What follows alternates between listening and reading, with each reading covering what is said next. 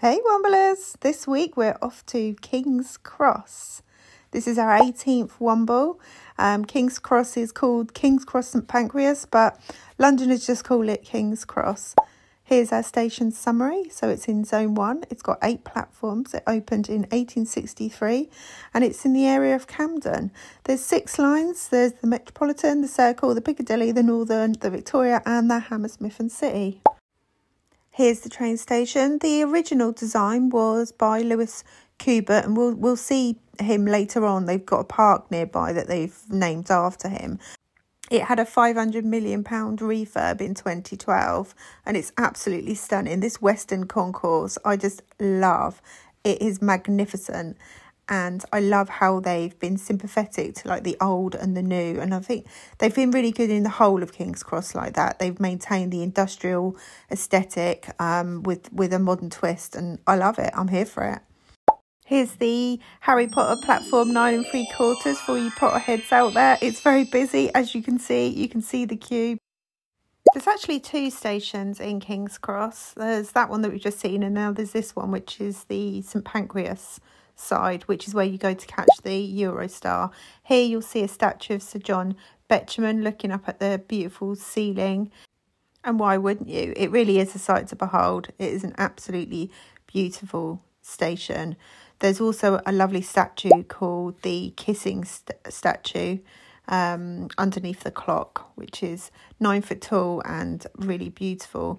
Here you can see, this used to be the old booking hall. It's now a swanky restaurant that forms part of the St Pancras Hotel, which we'll go to next. Okay, here's our trusty Go Jauntly map. So we are going to come out of King's Cross and do a little loop-the-loop around the local area. We're kind of going in a bit of a weird figure of 8 this time. These maps are available to download from the Go Jauntly app for free. It's a free app. So without further ado, let's go. We're going to start at St Pancras Renaissance Hotel. Okay, here's the St Pancras Renaissance Hotel. Established in 1873, it is an absolute Gothic masterpiece. Look at the architecture on this. It's absolutely stunning. Inside, it's equally as stunning, and you might recognise this staircase. Shall I give you a little clue? Yep, you guessed it. This is where the Spice Girls recorded their video for their debut single, Wannabe, which makes this super cool and super iconic in my book because I am a big Spice Girls fan. It's beautiful in there. It is a hotel. You can't go up the stairs. It's private. It's for guests only, obviously. But if you're cheeky and channel you're in a Spice Girl, it's fine to go in and just have a little browse around. So, yeah, that's what I did. And I'm glad I did. Okay, from the Renaissance Hotel, we're going to head east towards some of the back streets and Pentonville Road. This is Pentonville Road, so we get a Monopoly sticker for this. Woohoo! From Pentonville Road, we're headed up towards Keystone Crescent. And here we are at Keystone Crescent, which is Europe's smallest crescent. It was built in 1846 by a Shoreditch bricklayer named Robert James Struckley.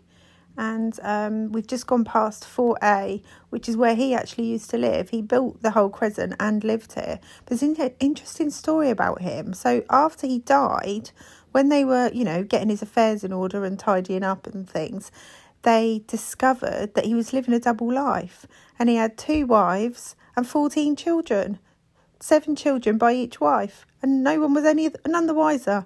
I mean, what a busy man, building all these houses and fathering 14 kids and living a double life with 2 wives. Crazy. Anyway, in the 90s, when they were gearing up to put the Channel Tunnel in, they wanted to knock all this down and build a new station for the Channel Tunnel entrance. But local residents lobbied to save the area and it got saved, and all these houses are Grade 2 listed now. Okay, from there, we're going to head towards the Regents Canal and get down onto the towpath. Here, we're just making our way over Thornhill Bridge on our way to the Regents Canal towpath.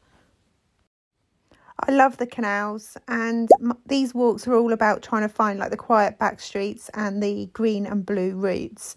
So we're walking along a blue route right now.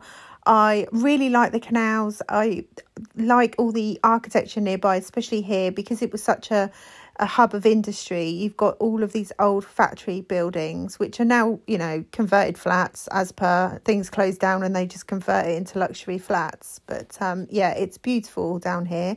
This is Word on the Water, which is a famous little bookshop, which has now got a permanent mooring here.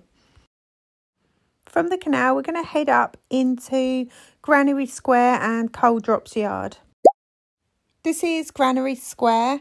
This building here used to be an old granary store where, you know, they used to have deliveries in and store granary in that building and coal in here. It's called Coal Drops Yard because this is where they used to drop the coal off from the canal barges and in later years the trains, and now they've just converted it all into a trendy shopping centre, which, to be honest, I'm not mad at.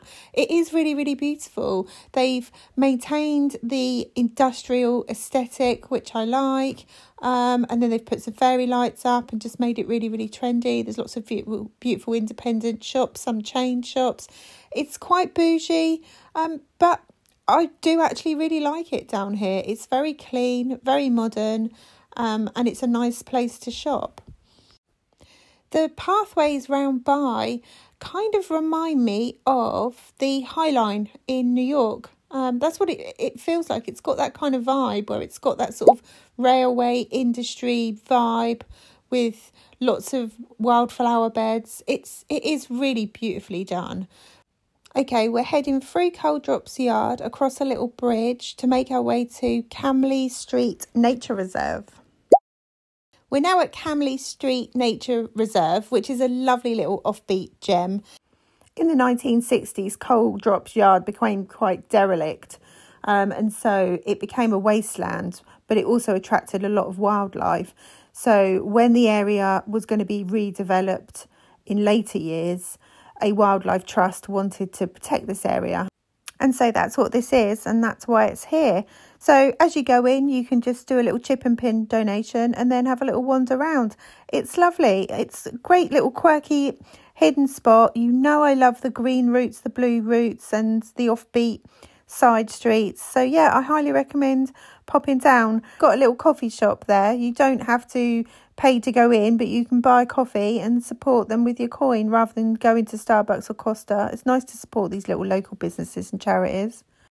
From Camley Street, we can just go underneath the railway bridges and pop out at St Pancras Gardens.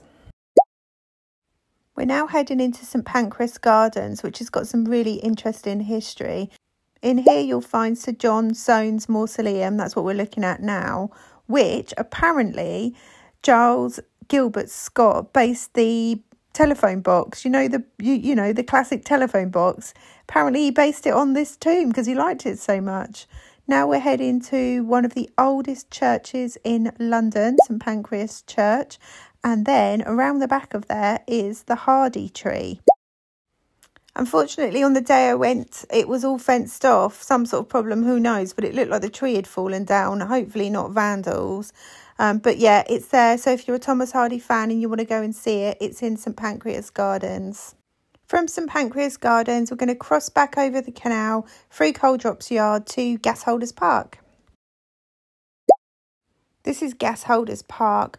All of this area has been part of a multi-million-pound redevelopment. It used to be the Pancras Gasworks, and now it's swanky houses, swanky flats, like it is everywhere in London. So, but they are iconic. I really like them. I mean, I think I prefer Battersea Power Station because that's a bit more iconic, but I'd live here. They're lovely. I mean, they're expensive. They're like millions, but it is beautifully well done. I like the park next door. I like the wildflower gardens. I like the fact the canal's right there. I love it. I'd live here. Okay, from the gasworks, we're headed towards Lewis Cubbit Park. Here's Lewis Cubbit Park. Remember him from earlier, the architect that designed Kings Cross Station? This is the park they've named after him. So we're just going to walk to the top of the park and pop out down a little alleyway on our way to find a little gem. And here's our little gem. York Road Disused Underground Station. You know, I love these Leslie Green stations. I mean, it's a thing of beauty, isn't it? It opened in 1906 and it closed in 1932. But I just love these Leslie Green stations. So I just wanted to bring you down here so we can have a little look. It's all derelict and shut off, but it's still an absolute beauty. From York Road, we're going to head back down into the new development area on our way back to the station. So it pops us out down this handy little side street. Check out the street name, Handy Side Street. Who comes up with these names? Brilliant. From there, we're heading back down south towards the Regents Canal, which will pop us out back where we came at Word on the Water. When we came past earlier, it was shut, but it's open now. So you can see there's people gathered there buying books, which I love to see. I'm a big avid reader, so it's lovely to see a little bookshop, an independent bookshop doing so well. And from there, we're crossing over the canal and heading down Kings Boulevard. This is Kings Boulevard, which if you head down here, it will get you and pop you straight out at Kings Cross Station, which is where we're headed, because that's pretty much it for our tour of Kings Cross. It's been absolutely lovely. Here at Kings Cross, this plaque is for Lewis Cubbit. We saw him earlier. Here's the stunning Kings Cross Station. I couldn't resist putting another clip in of it because it just is that good. And this is the Underground station. So that's pretty much it for our journey. We're going to head down and get onto the platforms. Usually I do platform footage, but it's such a busy station. It's near on impossible to film without getting a million faces in the shot. And I don't like to do that. So this will just have to suffice for this one. Here we've got the lovely Kings Cross roundel on the way out. Thank you so much for watching. I hope you enjoyed this. I do new tours every Monday, so come along, come and follow me, come and subscribe, give me a like, and come and join the Project Womble.